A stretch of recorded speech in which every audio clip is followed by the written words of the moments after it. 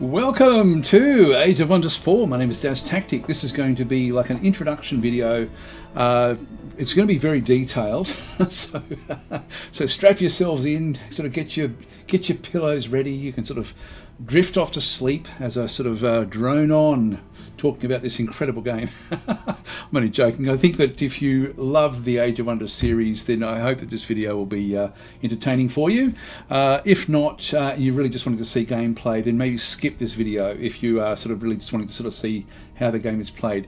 In this game, we're just going to be setting up our game. We're going to be sort of establishing, I guess, the story elements that we want to sort of be playing with, and so on and so forth. By the way, yes, I did try to make a character that looks a little bit like me. So there we go. If I just put my hands behind there and start rocking back and forwards. There we are. Yes. It's an incredible game. I've had so much fun playing it. This is still the like an early version. You can sort of see down in the bottom corner. Down through that way, we've got sort of like the version is version 1.002.001.76799. There should be a fair few other versions that would have come through by the time you are looking at the actual game, if you do buy the game.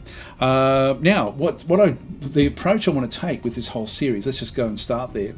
What I want to be doing with this series is making it so that if you are looking at the game thinking, is this the right sort of game for me?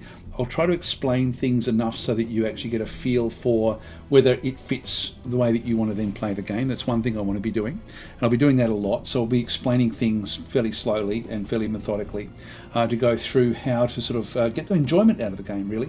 I find that with these games, these are incredible games if you have the right blinkers on so that you can sort of approach the game from the angle that it's going to give you the most fun.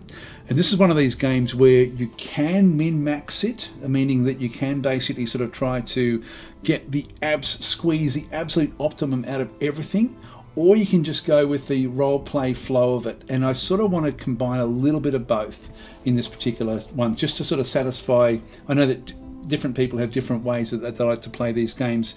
I would strongly suggest that you actually play for your own enjoyment, however you like to play the game. And that means choosing the difficulty settings that you want to be having.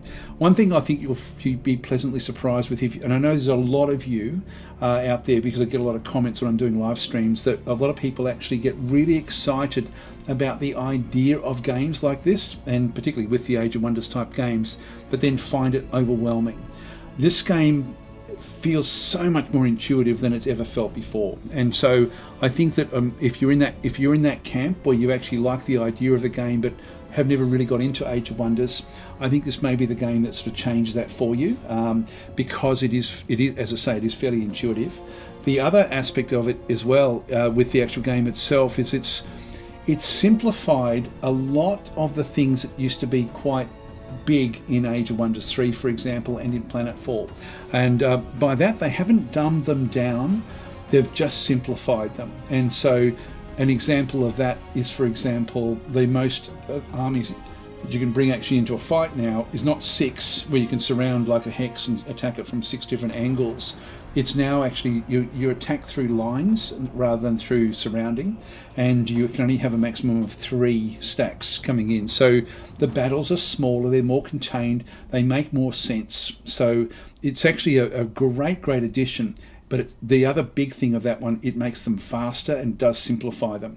There's still complexity in the battle, so they haven't dumbed that down at all. In fact, there's a lot of ways where you can start to sort of, the more you play the game, you'll find that you start to sort of elevate yourself above your current knowledge of where things are.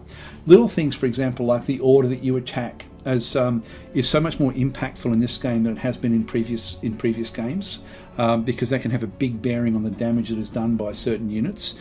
And I'll go through those when we actually get into the gameplay, so I don't want to spend too much time with that one. And also, before I do get started, I do want to thank my Patreon supporters, and just thank you guys for your support over the years. Really, it makes a massive difference to this channel. It's something that I really do value greatly. And also, if you have supported the channel in other ways, for example, like purchasing merchandise, which these are all links in the description, by the way. So have a look down below. Click the little plus button to expand it out and have a bit of a look. There's also a coffee.com. Now I do sort of have things like, I think I just wrote something like shouting me a cup of coffee or something, but in there I don't have it for this game, but in there, like if I've got free mods for games, you'll find links in that area, and you don't need to. They're free. I don't sort of charge for those. So there's little things, little knickknacks in that coffee.com /DasTactic store as well. So by all means, have a look through if you play games like Shadow Empire, for example. That's where I've got my mods for that one in there. What else have I got in there? I've got a Dwarf Fortress mod, I think, as well. A few other little things. Anyway, we're playing Age of Wonders 4, so let's just continue on with this one through here. Now, I'm trying to think of the best way to explain how to play the game. And I think what I'm going to do is I'm just going to go and create a world. I'm going to deviate off. At the moment, there's a little bit of this is an early version, by the way, as you can sort of see down through there. It's actually not the release version. It's the influences. I'm playing it about two and a half weeks before launch, and this video won't be going up until like a few days before launch. That's when I'm allowed to actually sort of put these videos up. So this particular video, as I say, will be about the setup, and we'll be going through. There'll be some changes that will definitely be coming before the launch version. So some of the things that I'm uncomfortable with the game, and there's not very many, but there are a few little things that I don't particularly like in the game. They probably won't be changed because they're more game mechanics, which are sort of not going to be able to be changed very, very briefly. But some of the little bugs and things, and there's not very many, as I say. It's very, very stable. They will probably be different. So there'll be slight differences at time of launch, I would suspect. But as I say, I've been having such a lot of fun with this game. Right, well, let's go and create a new game. Now, before I do, and I'm sort of a bit... No, I think I'll just start a new game and then I'll explain things sort of afterwards. There's a bit of a bug at the moment where the preferred way of actually looking at a game, particularly if you're a new player who does want to sort of have some control over your direction before you get started, I will go through how to do that. But as I say, there is a little bit of an issue with it. So let's just go to new game. Choose your destination. So choose your destination. Now we're in sort of like the central area. I forget what it's called. I forget what the area here is called. This is like the the portal between worlds. And one thing you'll notice is that you're going to end up with different mages. Now I've only got one mage that's standing down through here, which is a rattling mage. This is the only actual victory that I've had in the game so far. It's been playing as a rattling, which is a lot of fun, and there's so many different ways to play this game. Anyway, I'm going to be playing this one through to some sort of conclusion. It's going to take a fair few episodes, I would think. So you've got different maps or different realms, and so the way it sort of works is you go through this portal as this mage to then go and look at other aspects. So if we have a look at my pantheon, which is actually where we are, where we've got, like, this is Dirtha Mangler. And so Dirtha Mangler is this rat that we sort of see down in the side through there. If I press escape, so Dirtha Mangler is now sitting in there ready for me to use again in other realms if I wanted to. Now I tend to just keep on building new characters all the time anyway, but I can keep the story going with him if I want to play that way. So my pantheon is actually going to have like Dirtha Mangler in there. I can actually have him come in as a hero. So this, if set to hero, this Godir, and the Godir are the against the high level mages that come into the different worlds. May show up as a recruitable hero in the game. To set to ruler, this Godir may show up as a ruler in the game, so we can actually have him as someone we fight against. So anyway, Dirtha Mangler is the one that I did create as barbarian rats, essentially with high nature and a little bit of chaos, sort of the way that I had created this particular character. And then but if you go across, you'll see that I'm on level 5 at the moment in the Pantheon. If I go to progression, you can sort of see there that you've got different unlocks. Now, most of these are just purely cosmetic. Like, for example, a barbaric warlord helmet there. You've got like a wizard hat, a knight's helmet. This one here is a knight's banner icon. So essentially you end up with different cosmetic unlocks in the actual game itself. But you also then have different ways of playing the game as well. And so we actually have another one over here called Frozen Realm. And so this one here, a realm of frost and snow racked with violent blizzards within which the Frost Queen's minions await. And that's what we're going to be playing with today. So you won't have this when you first start the game, but I think it's a good way for us to sort of have a look at the progression in the game itself through this Pantheon system. If you are trying to get points for the Pantheon and you're playing a game and you think, oh, I want to start again with something a bit different, I want to try something different, don't just quit surrender. When you surrender, you get points, and at least it helps you get these unlocks. We have to be at level 4 to unlock this particular one, as an example. There's other ones that sort of continue on through, like the Realm of City-States again. And so these then change the game slowly for you over time. So the more you play the game, the more you're going to have these unlocks and the more fun you're going to have. Now, there's an awful lot to do without actually having these unlocks already done. You don't need them, but I thought I'd just play this way and just sort of, we can sort of have a bit of a look at something a little bit different. Anyway, Pantheon leaders. I thought I'd just sort of start there, press escape. So let's start the process of building ourselves our own realm. Now, we can choose the beginner scenario. If you come new to the game, this is much more of a scripted style scenario, but within a random map. Now, the returning wizard kings first preyed on small, bountiful, and harmonic realms to hone their skills. Will you be a protector or invader of this beautiful domain? And so it starts off with just one aspect, which is called harmonious lands. And so this realm is more peaceful, but not without danger.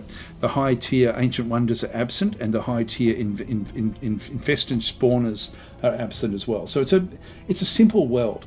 And I would strongly suggest you play this scenario as your first game, because it will ease you into how to play Age of Wonders. And so I've played this one not to fruition, but I've played it a fair few different sort of starts just to get a feel for whether it's all scripted or how the scripting actually is.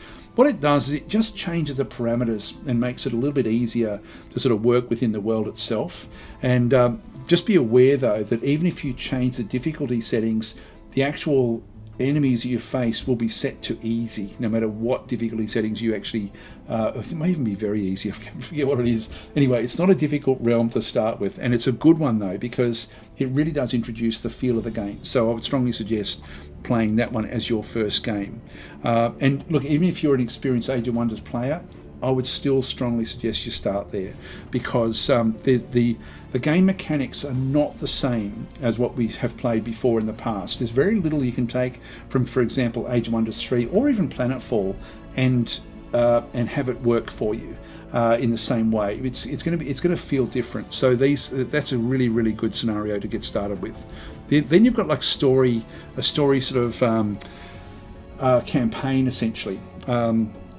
So Story Realm 1, Rise of the Godir. So essentially it goes through where you've got like ancient ruins. So these are different aspects. When you'll see this in a minute when we start to create the actual worlds, there's different things where you've got, like this one here, for example, doesn't have an inhabitable underground. This realm has an unusually small and welcoming caverns. The underground is smaller. No throne cities can be placed underground. So this one is just placed purely above ground. But I think this is like a series of different sorts of maps you can then go and play through. Again, I don't tend to play the campaigns in any Age of Wonders game. I'm not going to start now, so I haven't played that one. I did open it up just to get started, to have a little bit of a look to see what actually happened. I think that this first one also, the AI, no matter what setting you start with, will also start on fairly simple, like fairly easy.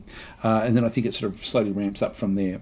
Anyway, then you've got like the different sorts of realms, like Tier 1 realms, Tier 2 realms, etc., all the way through. Now you can see there the Winterlands, the Frozen Realm. This is one of the ones that was unlocked through the Pantheon that we actually had a look at before. And so you can see there's a lot of different things that like this is a coastal realm that's got frosting influence, frozen realms in through here, Domain of the Frost Queen. And so this is actually like a full-on frozen realm start with Arctica back in it. Now we're going to be playing on something a little bit different with this one ourselves. We're going to sort of start with with something a little bit more simple. So we're going to go across now, and custom. I did start this one. I'm just going to delete this one, and we'll build this one again. I was just playing around with that one. So in the custom ones, these are ones that I've just been creating just to sort of test things out with the game. I'm super impressed with it, I've got to say, just how the range of worlds and destinations you can get is mind-blowing. It is absolutely mind-blowing. So let's go and create ourselves a realm. And now we're going to go and customize. I'm just going to go to advanced settings. Good, it did actually disappear. Good. I'll just go back to restore default. Hang on. Just go back, cancel. If I just go back into here, let's start at the start. I just wanted to make sure that my Pantheon disappears because it's going to get in the way. This is one of these little bugs that I think will be ironed out by launch. So let's go and get started. Now, the customizing of the realms. So we're just going to go into this one. It doesn't matter whether you do advanced or not. This first screen is your realm, and so we're going to create a world where we have to go after Arctica, the Queen. And so if we have a bit of a look at this one, we've got the first one is the actual realm traits, and so this is the geography trait. And so the geography traits, we can have like barren oceans where we're sort of like got uninhabitable deserts in between the different realms. And that would be great, for example, if you're playing as a Tigrans, so you can actually sort of make use of these. Coastal. This is just a single connected landmass next to a small sea, and so basically each empire shares, like all of the empires share of just one landmass. Divide, this one here is divided into two massive land masses separated by an ocean, and then all the players will then be sort of split amongst the different areas in through there. Islands, everyone starts on their own little island. Land, in through here, one great big land mass. Lava divide, so this realm features primarily land divided by in two by an ocean of lava. So essentially, again, it's going to be this is impassable, like you can't sort of get across the lava. By the way, flying units don't fly over these things anymore.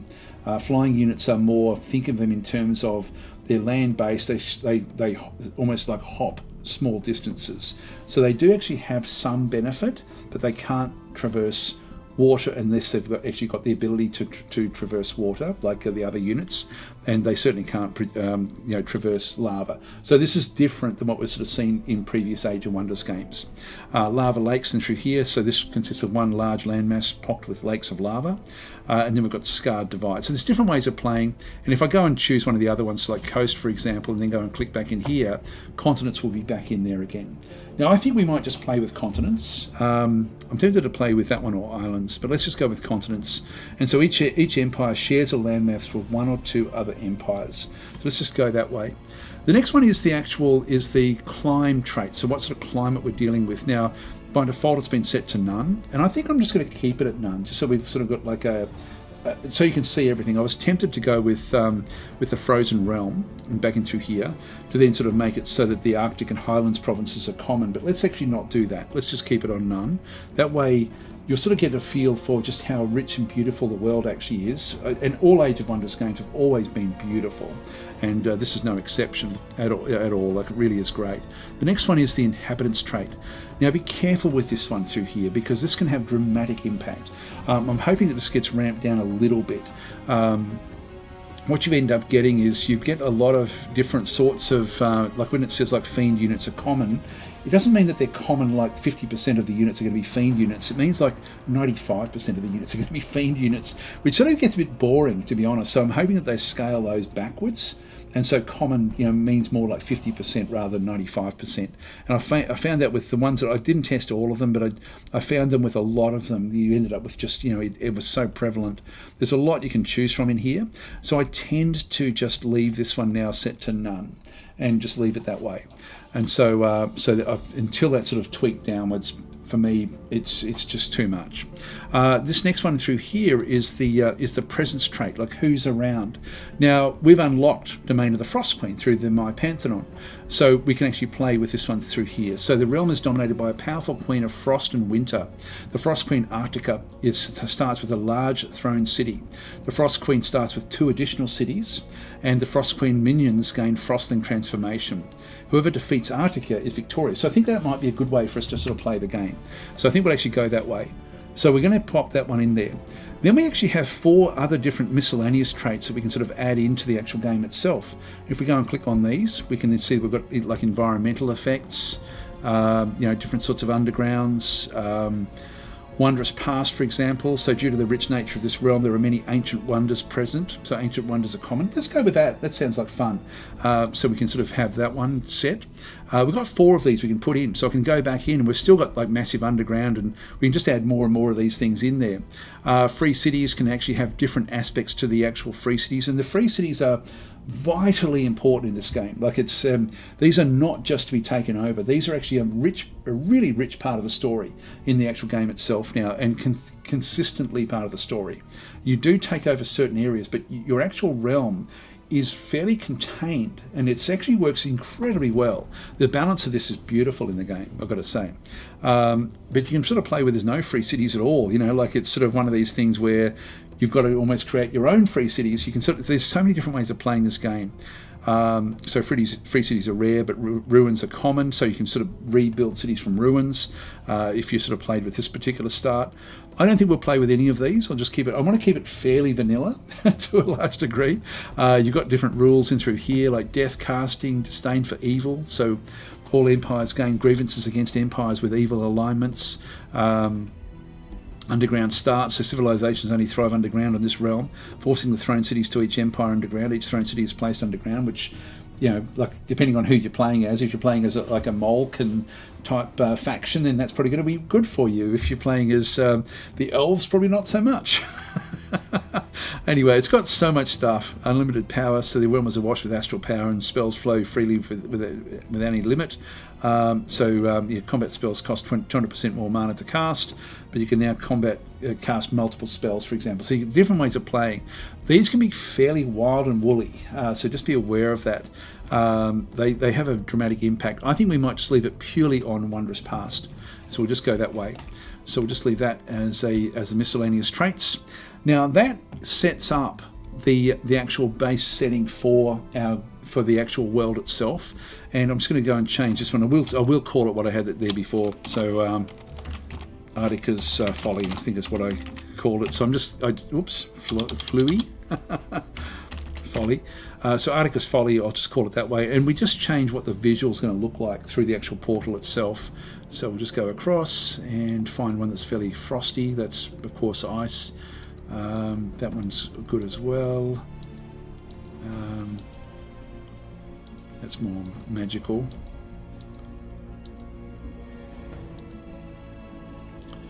I quite like the feel of the mountain one actually, when I've gone look through and had a bit of a look through. This is just purely cosmetic. Doesn't sort of change too much, but it's just going to give us the flavour of when we have it in our list of worlds. This is what it's going to look like through the portal. So that's all done through there. Difficulty, you change these when you actually come into the actual game itself. Now that we've done this, when we go to the next screen or do anything else, this is now going to be saved as the starting point. We can always come back through and change these other things. Now the map size is dictated by the player distance and the number of players. And so we've got like standard, close or far. Let's just keep it on standard, so we've got a little bit of distance between us and other players. The number of players, let's keep it down to a manageable number of, say, 4, just so we've got like a smallish number of players to then interact with. The difficulty I'll keep on normal. I think hard is probably my level, but I'll keep it on normal just so we can I can go through and explain things and not not worry too much about what's happening with the game. Turn system classic turns, that one's going to be fine. Now if we go next, we're then going to start straight away into the actual game itself, but we may want to change a few other little things. If we go to the advanced settings, we've still got all of the same settings in through here. If we go to factions, we'll notice that we now have Artica has now been added in to one of the 4, and she's been set to hard AI. We've got 2 other factions as well along with ourselves. Now we can go with custom rulers, so enable or disable AI picking custom rulers, or we can go with rulers are generated. Let's just go with that one there. So this one will go, rulers are left to random, will be procedurally generated instead of picking from the existing rulers. So let's go and click on that one. This might be, that way you can sort of have a look and see how thematic the world is created with those different factions. And from what I've seen with the testing that I've done, I've actually really liked what they've generated. They haven't gone like crazy strong halflings, for example. They've kept things quite thematic from the limited amount that I've played the game. I've been quite impressed with that. We won't bother playing with teams. So now the AI difficulty, it's now set to custom because we've got 2 on normal and 1 on hard. So this should be fun. She's got a big advantage as well in the actual game itself. So this could be, if we start near her, it's going to be fairly dramatically difficult. Now, game flow, this is sort of like your victory conditions, your actual I'll just keep most things on default. back and through here. But I think I'm going to turn off the score, just so we don't actually have the a score victory, which essentially is a time limit victory. Let's keep that one turned off. Expansion victory is the number of areas that you control. I hope that it knows not to give Arctica an immediate win. Anyway, we'll see what actually happens. Magic in through this side, so enable disable. By the way, I'm still giving beta feedback, so if things like that do fail, I'll just give it as feedback and then we'll start something different. Enable to disable magic victory, I'll keep that one on as well, and allied victory back and through this side as well. In combat, I'm just going to keep all that on defaults, so I'll just leave that one where that is. We'll just go confirm. And now we go into the factions. We're going to now build our own faction. Now, we can choose any of these in through here, and by all means have a bit of a look at them and just sort of and click on them and just sort of think, okay, look, which one do I want to play as? How do I want to play the game? And these do have, these have got good theme about them. They've got a good feel about how things actually sort of do work in the game. And so, to be honest, the very first one I played was as Alfred Elderstone, just to get a feel for it. And I quite liked it. The reason I do that, normally I don't play as humans because I find them just too bland and too vanilla, but it's always a good benchmark. And so I did actually start with him, and I did quite enjoy just going with the flow and just getting a bit of a feel for the game, playing as the humans. It really doesn't matter whichever sort of faction you're actually playing with in that sort of sense. And so that sort of works in fairly well. Now we've got things like mountain dwarves, for example, back and through this side. There's different ways of sort of getting things to work. There's the wholesome halflings. I must say, I actually like the halflings in this game. They have done a great job of not having them overpowered. They've still got their own abilities, but it makes sense, the abilities that they actually have this time. I say this time because in Age of Wonders 3, they were abysmal. They were the worst of the halfling style factions I've ever seen in any game ever, but they've really done a great job of actually nerfing those sorts of things backwards a little bit, and still giving them a good flavour and a good feel about how they sort of then operate. So anyway, there's a lot to choose from in here, like a hell of a lot to choose from, including Arctica herself. So she's got gnarled frostlings is what she's going to be sort of doing. So she's now, once she's unlocked, she's in this list in through this side. I don't know if there's others that we sort of see. These are dwarves ruled by looks like a human sorceress. And so there's so many different ways of playing this game, guys. It's just mind blowing, the scope that you actually have. It really is genius. It's the only way I can sort of describe the way it does work. And we're going to be going and building our own faction, so we'll go through that in detail right now. In fact, wow, we've gone for 27 minutes. So I'm sorry about this, guys. I'm thinking to go up against Arctica. I think we play as some sort of more flame-inspired dwarfs. So we just get something a bit the opposite of the frostlings. So we'll go with sort of like a dwarvish faction. So let's go and create a new faction back and through here. You've got now the way that these work is that you've essentially got these are the overall look of the faction, but they don't dictate the strengths or weaknesses of the faction. That's done through the body trait and the mind trait at the bottom of the screen here. Excuse me. And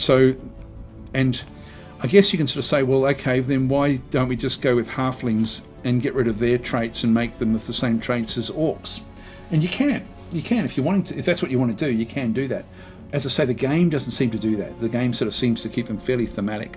But one thing it does allow you to do is it allows you to come back in and with the elves, for example, to create, if you wanted to create, for example, wood elves or high elves or dark elves, anything like that, you can pretty much do what you want through tweaking the body traits and mind traits. So the actual physical form itself has got no real bearing. So, for example, if we're going to be playing as the Dwarfkins, and we'll just do this in this instance. So Dwarfkin, by default, looks at the traits of tough, and then the body trait of tough and the mind trait of defensive tactics. And if I hover over this one, because if I hover down in here, you won't be able to see it because I'm going to cover it. So if we have a look at this one through here, the starting trait of tough gives them +2 defense. And so, yep, sounds good for dwarfs. That sounds like about right. Defensive tactics is, for these guys, they get +1 defense and resistance when standing next to a friendly unit with defensive tactics. So their other dwarves they stand next to will give them almost like a shield wall type sort of feel to it.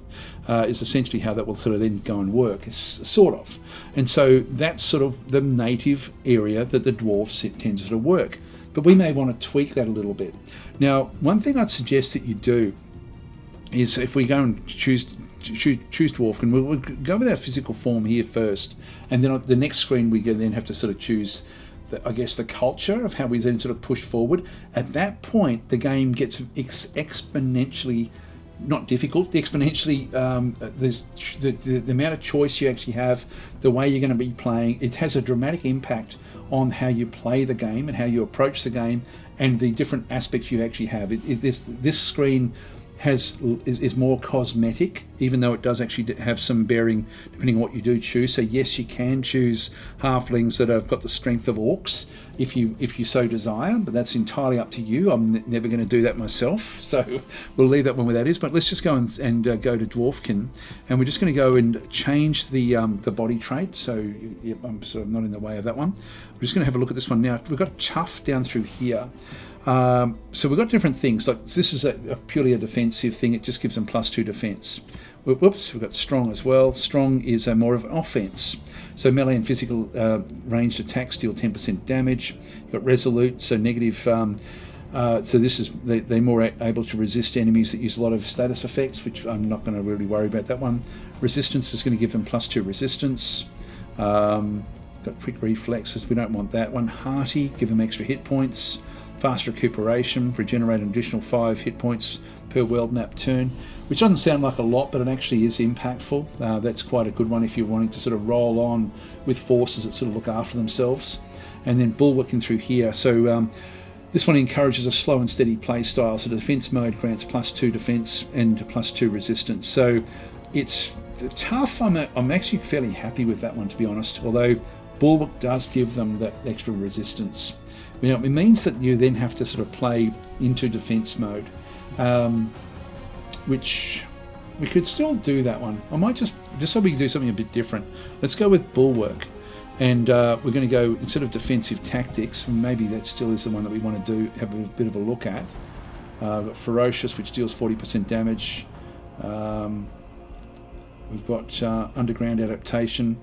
For me, that sounds more like the theme. If imagine you've got like these dwarves that have been hiding away from Arctica for decades or centuries and suddenly are going to be sort of coming good. I think I like the idea of them starting underground or being adaptable underground. So let's go with underground adaptation. More for the theme than for the actual benefit of it. Because the actual benefit, I think we're going to do better if we did actually go back with defensive tactics to get the defense and resistance when standing next to a friendly unit. This one is not going to be, we're not going to have that. So we're giving up, I think, a better trait for a more thematic trait for this particular story. Let's just do it. So again, have fun with it. Don't get stuck down with the min-maxing. Otherwise, like you can if you want to. That's the way you want to play. But I would strongly suggest that you play for enjoyment rather than playing for anything else. So we'll just go and cancel that one. So we've got underground adaptation and bulwark. Let's go select. What is their origin culture? Now this has such a big bearing on the actual game itself. And what I want to do is I do want to come back to this and explain how it actually does work.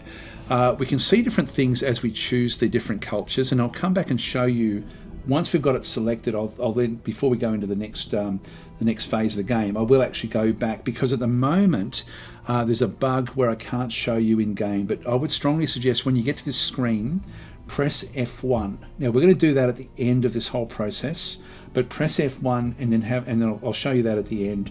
Should I strip it in? Maybe I'll strip it in actually. So I might just I'll pause my thing here and then just go through, because I know what I want to be selecting. So I'll do that. Well, here we are. This is the inside of the basically the encyclopedia for the game. which is really, really awesome. It's got all sorts of different things. You've got like different areas. This is your basic concepts, your game concepts, and you can sort of sort these by different sorts of things. Like if you only want to sort of look at the different sorts of combat information, for example, it's all in here. So by all means, have a bit of a read through. This is actually, it's funny because this is one thing that is not very well explained. I will explain this when we get into combat, but the grazing misses, etc., with accuracy is something that it should explain exactly what it does do. I will do that in the actual combat when we do get to combat. So let's say, if you're not, let's just leave that one where that is. What we're interested in is the cultural aspects of our units.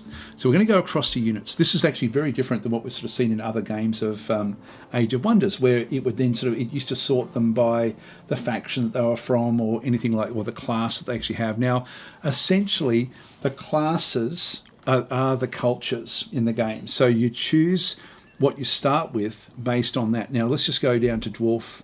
The dwarf kind, so we can sort of see, so we've got a bit of a starting point with what we actually have, and you can see there's quite a few different sorts of cultural units that can sort of be grabbed through the actual game itself. They do different sorts of things, and these are more your mundane type units. You then actually have other areas for the animal, like the wildlife. You've got the various sorts of weird and wonderful creatures you can then bring in through magic, or through constructs, like the different sorts of buildings, the different sorts of amulets, and so on and so forth. There's so much in this game. It is just astoundingly good. Anyway, what we want to have a look at is the different sorts of cultures. Now, when you're starting a game, like if you don't want to min-max, just go with what you feels right. So I strongly suggest you do that if that's the way you want to play.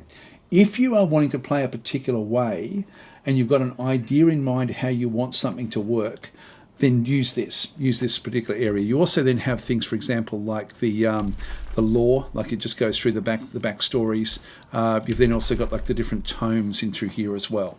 So a combination of the tomes and the units can be very, very useful because they sort of will work together a little bit, and we'll do that run right now.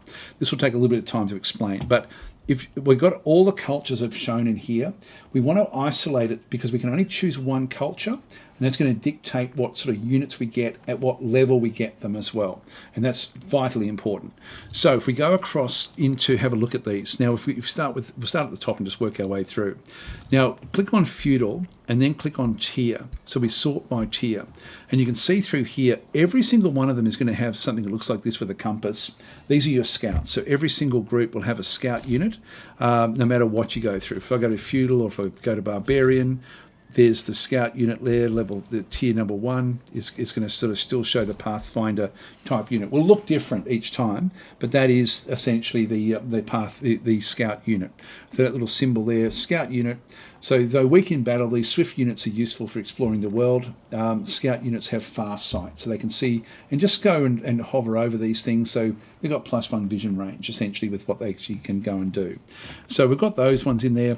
But if we go back to feudal, and I'll then just go through what the other different sorts of settings actually are. So we have pikemen, so peasant pikemen would sort of start in through this feudal area at level 1, and it's not so much level 1 but tier 1. These are your basic units, and so these are polearm units. Now polearm units are specialists in taking out large threats and cavalry and can counter shock unit charges. So these are quite useful because they counteract the charge of the shock type units. Shock units are cavalry, but also some sort of like almost axeman type units, I guess is a way you may sort of want to think of them.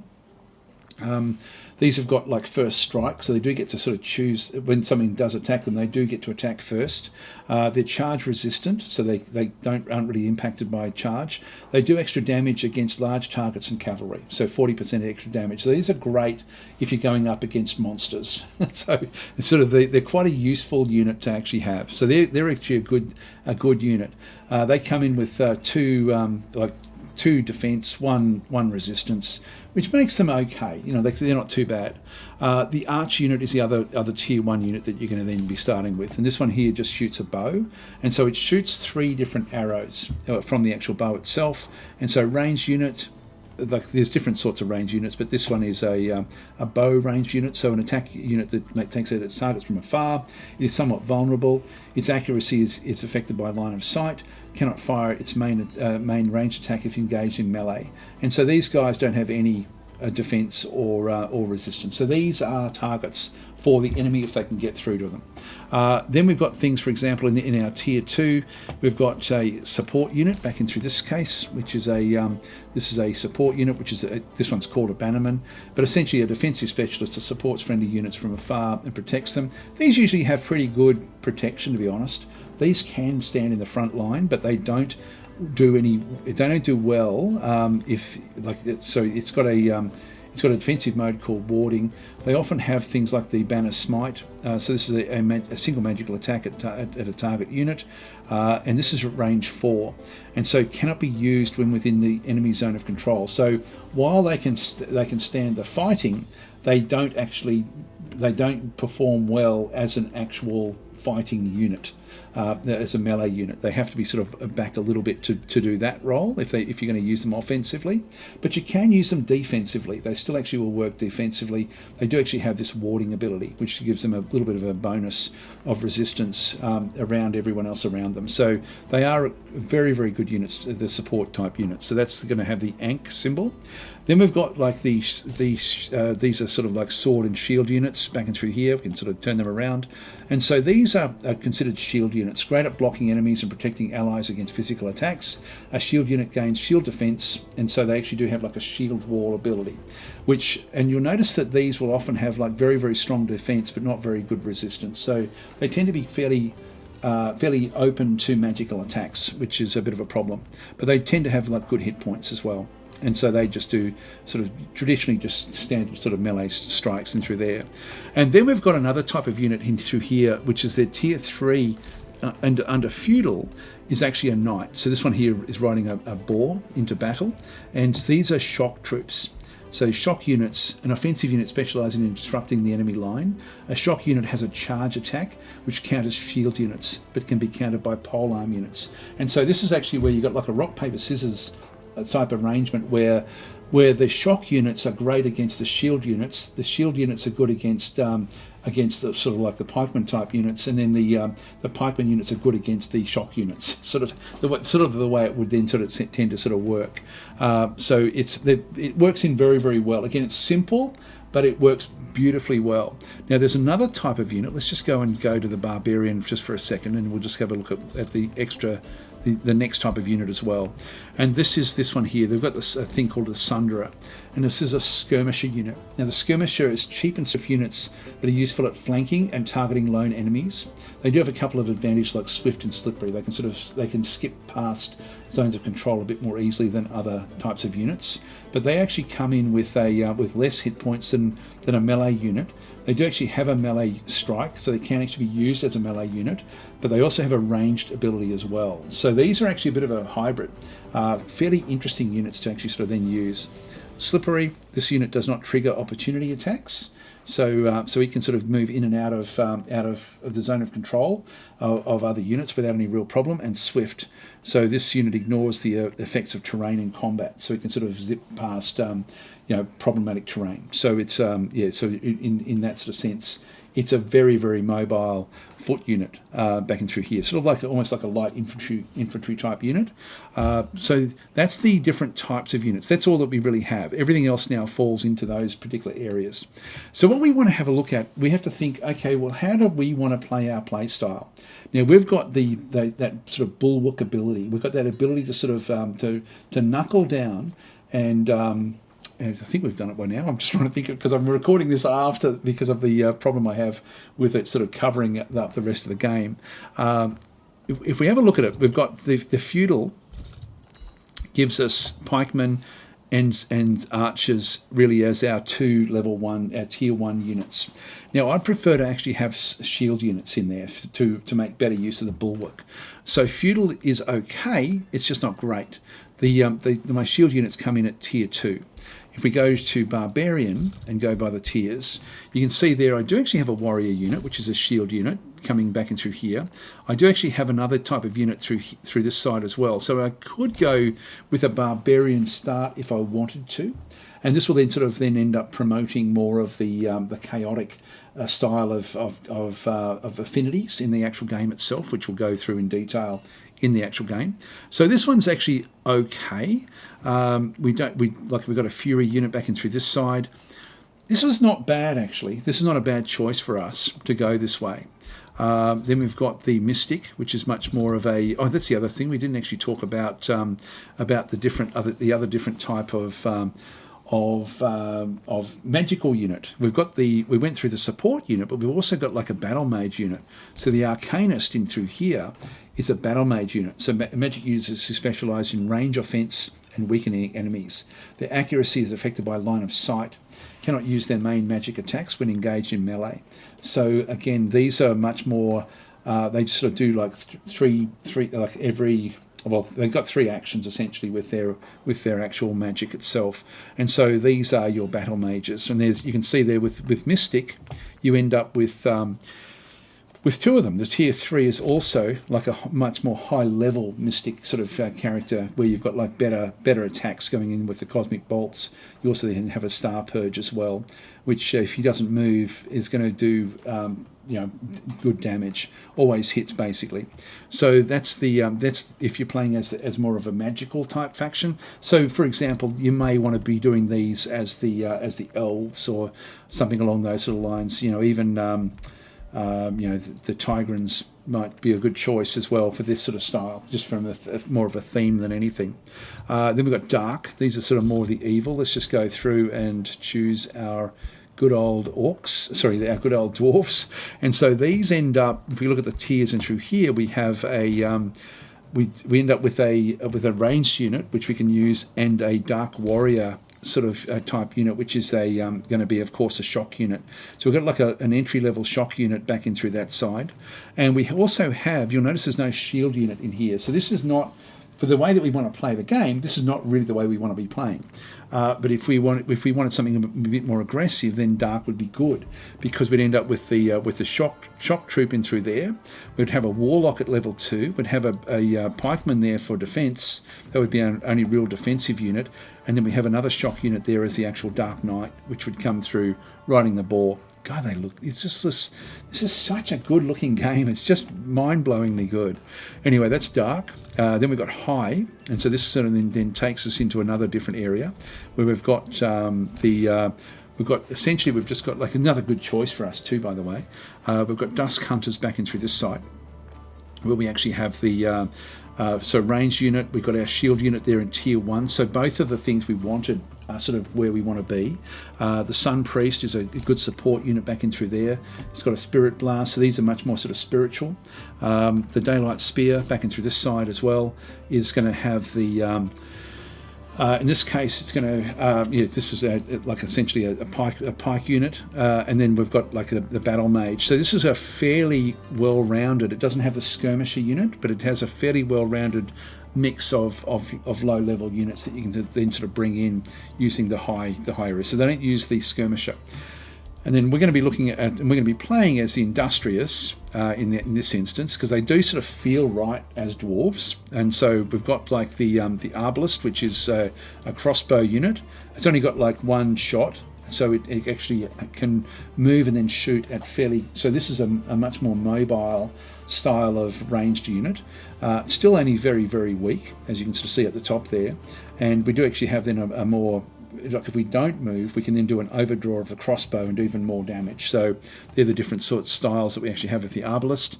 And then we've got the Anvil Guard, which is our shield unit. And we do want to have, the way we want to be playing with the Bulwark, I'm liking the idea of keeping these shield units. They've only got like 70 hit points at the start, 5 defense, and we might have a bit of a look at these guys as a way that we may be wanting to push the game forward over time.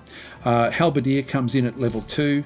The support unit comes in at level 2, which is most of the case. And then we've got the Bastion, another big shield unit in through here, where it's got like a bit of resistance this time.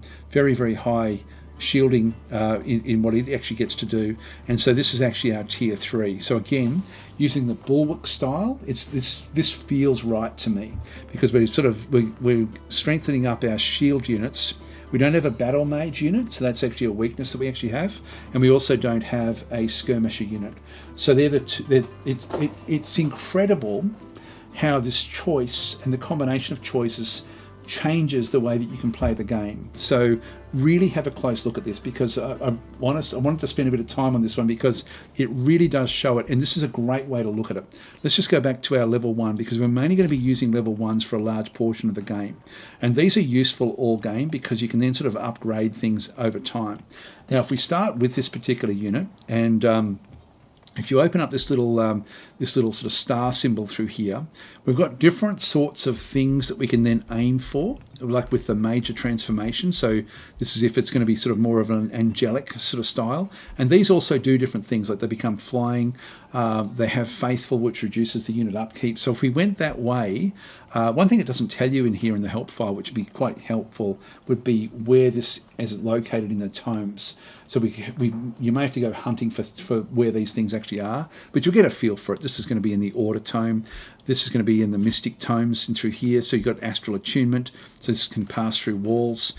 You've got Demon Kin, which I think is where we all actually end up heading ourselves. So this is actually going to be more in the Chaos style tomes. One thing you'll notice that there's 6 different areas in the game, like 6 different aspects. What are they called? I forget what they're called now. Anyway, within the tomes, there's 6 different style of tomes, but there's only 5 of these. The one that's missing is the one that we're going to be going for, which is Industry. Industry doesn't actually have a major transformation, so we'll mix that up with other ones in through there. We've got Gaia's Chosen back in through here, which is going to be Nature. So you've got like a Nature major transformation back in through that side, and then Whiteborn, which is a Shadow. So you end up sort of becoming more of an undead. God, it looks so damn good. I've got to say, this game just blows me away. That's the major transformation. You don't get this until end game. So basically, this is late game. You then actually have minor transformations. Now, you do pick these up along the way. And so depending on what we sort of then go for example, like if we went with Earthkin, this one is going to give us more defense. You can sort of, hang on, I've still got the major turned on. I'll just go and turn that one off. And so as we sort of come through, and you may sort of want to be thinking, okay, do I want to go for this one? Where do I need to go? We've got things like Gold Touched as well. I'll just get rid of that one. It sort of makes the unit more as if he's made out of gold. It gives them extra resistance, which would actually be a nice one for our units actually to go that way. What else have we got in here that might be sort of useful? Steel Skin. Back in through that side as well, just improves our defense, but it doesn't actually improve our resistance at all. So it does give them a little bit of blight and lightning. It actually makes them more susceptible to lightning, actually that one through there. Spawnkin actually makes them a different sort of unit, like where they've just got to have more of them. So these are all different transformations that we actually then have. Now the other thing we can actually then have as well is we can go, now these don't cost, the minor or major, they cost mana to change them across to this one, but there's no upkeep.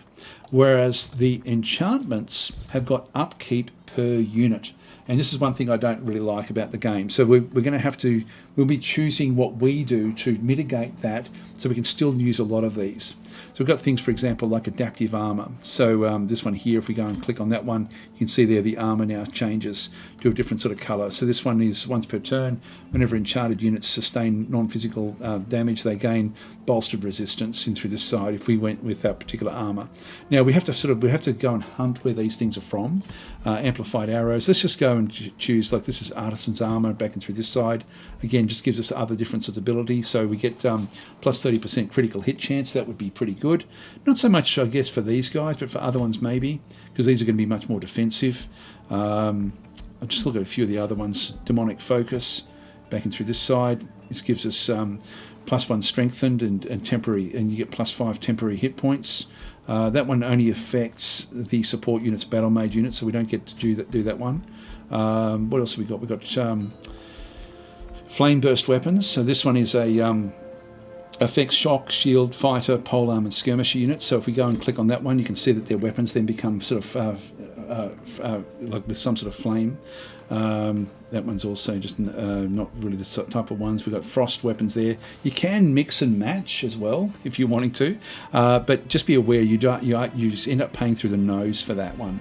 Legion of Zeal. This is also for these sort of units, so that would then sort of create them into much more of a style where they are more. They're going to do more sort of like holy damage back and through that side. In fact, if we just go back, I'll just go and unselect that one. The one I'm most interested in, I think, in is the flame burst weapon. So we can get the this one grants 20% critical hit chance. Whenever this unit kills another unit, the kill unit explodes, dealing 25 damage to adjacent enemy units. So that's a fairly interesting one for us to go with. If we have a look at the Arbalist as an example, and turn on the fiery arrows, this one then can have like flame arrows. So it actually then does similar sorts of things. So this one does +4 fire damage, but does less physical damage, and a base 30% chance of inflicting burning, so damaging over time effects. So we can sort of, this is the sort of stuff we can then aim for. So anyway, that's sort of where we are now. Now these sorts of things like fiery arrows, where do these come from? Because you may be wanting to, if you are trying to min-max the game, trying to figure out, okay, look, I really want to get gold touched as an example. Let's use that as an example. Now, gold touched could come from a few different areas. Like if you were going to guess it, and I don't actually know where this one does come from, to be honest. But if we go to the Tomes of Magic and have a bit of a look at this one, we can go through each of the actual tomes. Now we can just go through where they come from. So if we go to the Materium Affinity and have a bit of a look, and just sort by tier. So Tome of the Rock is one that we'll get pretty much at the start, I think, to sort of choose from.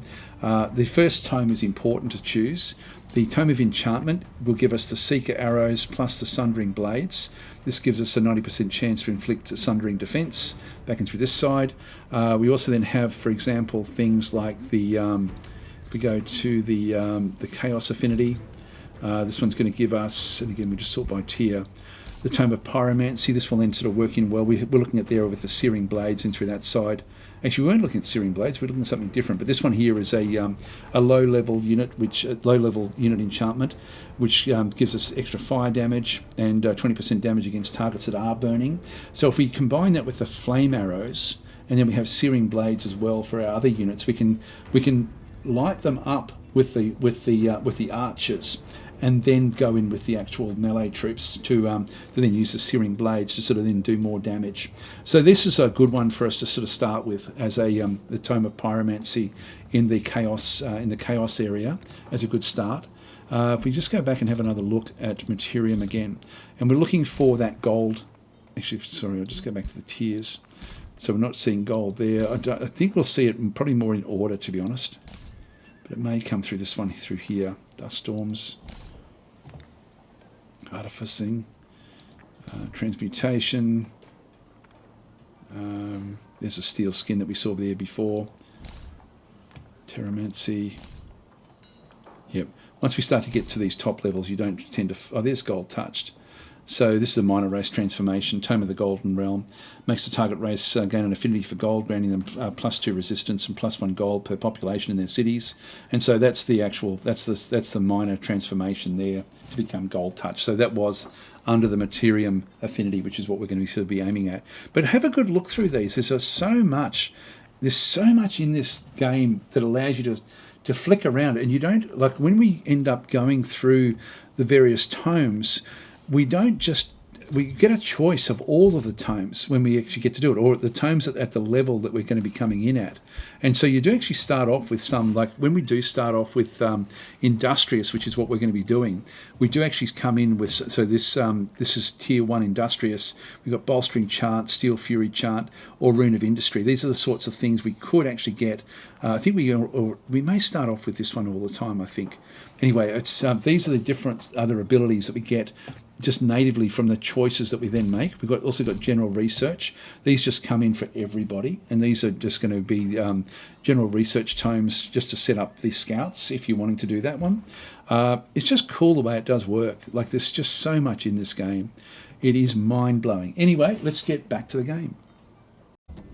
All right, so we've actually had now a look at the. Well, I haven't done it yet, but we've had a look at the help file, the incredible help file, which is very, very cool. There's a lot you can do with that. Now, what we're going to be choosing after all of that is industrious, so we're going to go that way. It does then give us +2 of the Materium affinity, and so when we choose it, it starts up through here. This is fairly important. It's not dramatically important, but it is fairly important that you're sort of aware of this one. But we're going to go with industrious because of the reasons that we went through when we had a look at the help file. So we're just going to go select. Now we get to choose our society traits. So the society traits are sort of things that then push us in a different direction. Now there's going to be different things that will sort of then work. We've got 2 trait points that we can choose. I'm interested in this one as well to sort of see what happens if there will ever be traits added that will be costing 2 points. There may be at some point. Now the ones that I'm wanting to do is I'm wanting to sort of probably go more for runesmiths right from the very, very start. So these are legendary smiths weaving magic into their finely crafted creations through enchantments. So unit enchantment research cost is less, and the unit entrenchment cost is got 30% less upkeep. This is fairly big. The game, this is one aspect I don't like about the game, is the enchantments actually end up costing a lot of money. A lot of mana, sorry, not money.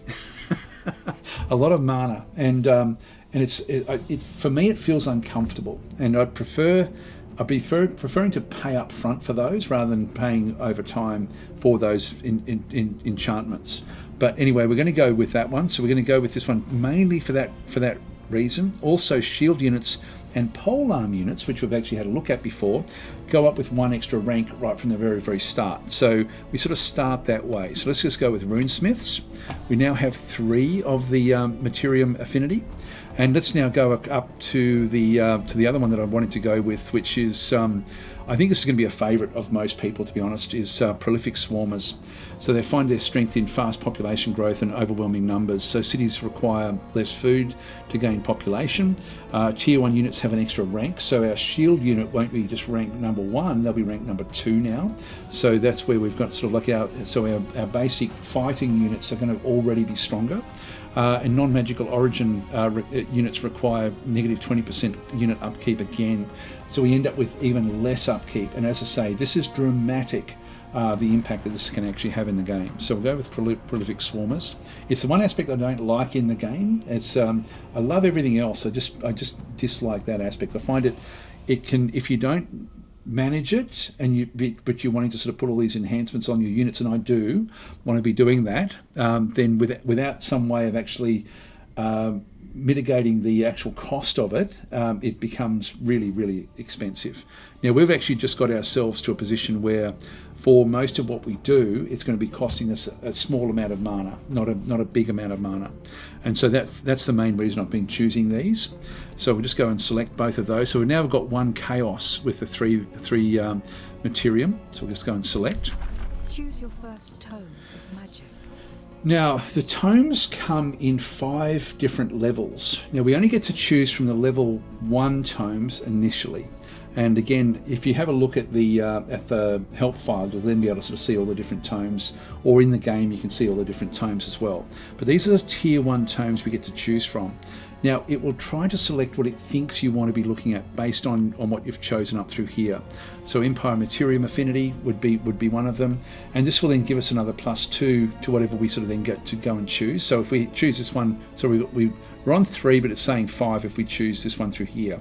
Now it's suggesting the Tome of Enchantment for what we've actually chosen is a good choice, and it is actually the choice we want to go through, but we don't have to if you don't want to.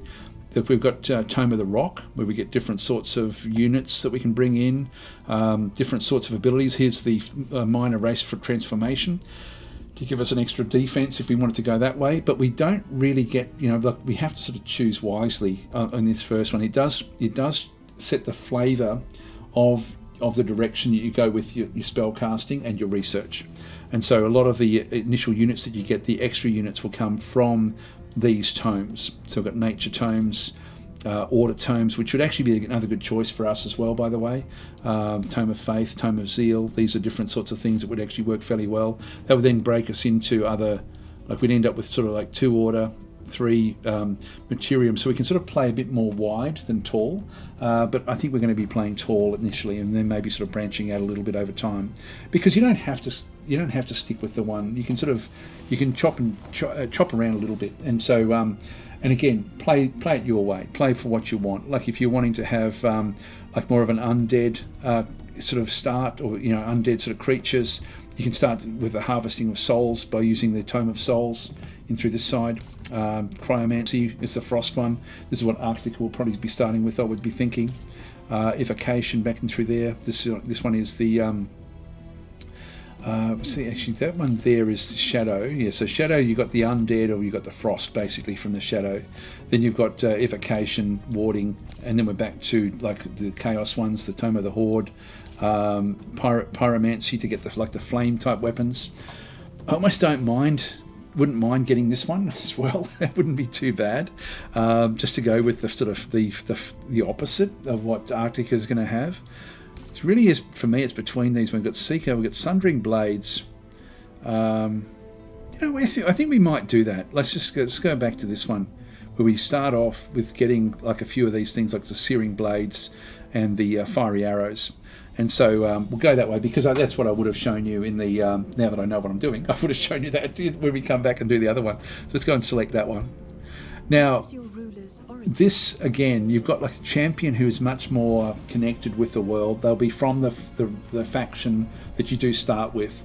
Or you can go with a Wizard King, who is much more magical, but more disconnected from the realm. And these can be from any race. So quite often you'll sort of find that you're playing against a wizard that is not of the same race in the realm, and that means that they're a wizard king that's come in, rather than a champion of the people who has risen.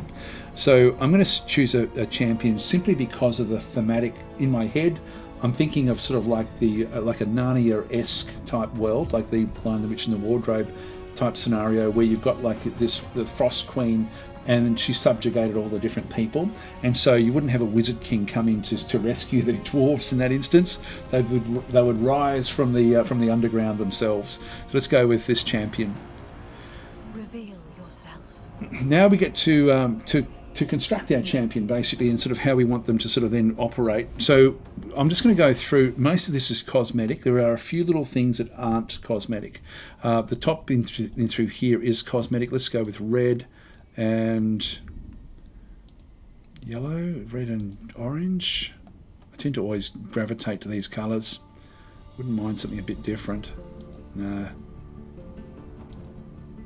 I'll go red and orange. There will be mods, I'm assuming, that will have lots of different colour choices. And for the actual, let's go with something a bit more fiery. So let's go with the flame in through this side. That's purely cosmetic, but that's going to be ourselves. Now we've got the ruler and the race essentially, so I can go and change what we look like and what the race looks like as well. So I can actually change how these guys look. Let's get these guys working a little bit better ourselves. Now the physique is sort of like how broad they are. Let's just go somewhere in through there. The arm length, I'll make them a little bit longer in the arm. Leg length, I'll make them a bit sort of squatter. The skin colour, now they're underground. I'm just getting them a bit more sort of ruddy. Maybe that's a colour there. I think I don't mind that one. Either one of those. Let's go that way there. Now the army colour, so the army armour is going to be, I might just make this one into like a metal, like an iron sort of colour. And the army hair colour, I've got it sort of like, it's more of a grey sort of colour. I'll just keep that one. Let's just keep it that sort of colour there. And then the army mount type. Now, this is where, like, it will always pick the boars for the dwarves, but we can sort of go through with horses, wolves, whatever else we actually want. But I'm happy with the boar. I think that does feel, quite thematic. So this is going to be the look of the actual army that we're going to then be actually having. And you can see there we've got the different types, the arbalist, we've got the pikeman, the shield unit back in the front there, the support unit, the scout unit, and then we've got the high level shield unit at the back there as well. So, which have gone through in the help file. So you can sort of, that's why the help file is so useful to do this. Let's go and go back to our ruler, and now we'll make our ruler sort of conform with the rest of these. So the body type, you can either go male or female. I think I'll just keep him male. Actually, that's interesting. It's sort of flicked back a bit differently. Physique, I'm going to make him fairly big. The arm length, I'm going to make it so that it's, again, just fairly sort of fairly comfortable. I think we'll just go that way. This is purely cosmetic. Oh, by the way, this isn't up here. So we have shield and hammer, so it becomes more like a shield type unit. Now we don't. It's really just what his starting kit is. So you've got shield and hammer up through there. It doesn't actually dictate how he progresses through the game, and you can change him to any of these other types depending on what you pick up in the actual game itself. So shield and hammer, he ends up starting off the game as a shield and hammer type unit. Great hammer, he starts off as more of a shock unit with the great hammer. So if we sort of give him a great hammer, that's what that's going to do. Crossbow, of course, he starts off as a ranged unit. The fire staff, he starts off as a support type unit, and the fire orb, he starts off as a battle mage unit. So we've got these different choices. One thing that's not there is the skirmisher type unit, so we don't actually end up with a skirmisher area there. I'm assuming that may come in some future DLC. These are sorts of areas that I'm thinking they'd be able to sort of add things in. Again, I'm thinking I like the idea of a fire staff. So let's just go with a fire staff and make him a support leader in this instance. But again, just play it your way. If we go with the fire staff, he just starts off. That's all he does. Starts off with is a fire staff in through this site. If we go with the fire orb, he starts off as a battle mage, and he does actually start off with a hero mount. So we do actually have a mount that we can then sort of use for it as well. He starts off with Magecraft of 1, but I don't mind, Restore is actually where he does start off with Restore. So target friendly units, he can actually heal them up a little bit, and I don't mind that being the start that we end up having. So let's go with Fire Staff. Now, body type, we've sort of started this one through here. Skin colour, we'll just go back to sort of be sort of similar to what the others are. I think that was the colour there. Skin decoration, we can sort of change the actual, what we actually have on his face. Again, I think I'll just go with nothing. The pose, which one should we go with? Let's go this way, make him a bit more aggressive. The heads, I actually quite like just the basic, probably the more gnarled the better. Let's go there with the gnarled dwarvish head there, and we can sort of turn him around. That looks good. That looks really good, and we can zoom in and have a bit of a look at this. The eye colour, we can change these as well. Yeah, there we go. I think that's a fiery sort of eye colour in through there. The hairstyle, I'll keep him bald. I'm bald, if you haven't noticed. And the beard style, I actually really like this one here. I really like the look of that one, or that one. There's a few of them that look great. God, which one? Maybe the braiding. We'll go that one there. And the hair colour, we'll make this one a more of a sort of grey type colour, I think. And the hair colour bottom. This end doesn't have a great bearing on what goes on. It's just going to make it so that it does. Oh, that one does actually. It changes just a little bit the under painting, I guess, of the actual colour that's over the top. So again, purely cosmetic. Now the outfit, I think I'm going to go with something that's going to be a little bit more. Where are we? If we just go, I might just go. So he does actually have. Just zoom back out a little bit. So he's got more armour. There's not really a big choice. Maybe we'll go there with the scale mail on him as well. Now the helmets. I do want to have him wearing a helmet. Which one should we grab?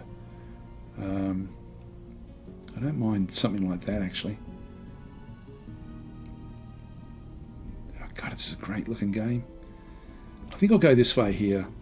And the cape, that's going to then sort of change like his shoulder pads and things. So let's go and still put a cape in there.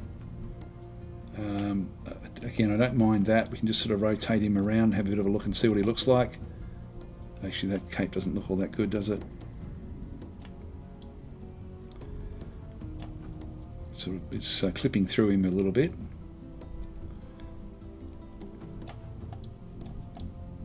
Let's go that one. That looks fine.